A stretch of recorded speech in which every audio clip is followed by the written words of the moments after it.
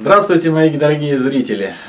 Вернемся к разговору об участниках, которые участвуют в розыгрыше 3D принтера, при помощи которого мы сможем научить вас строить свою модель и, соответственно, нарабатывать навыки в проектировании любой модели.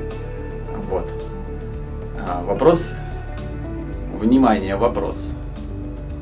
При помощи чего мы армируем простенки между двумя куполами?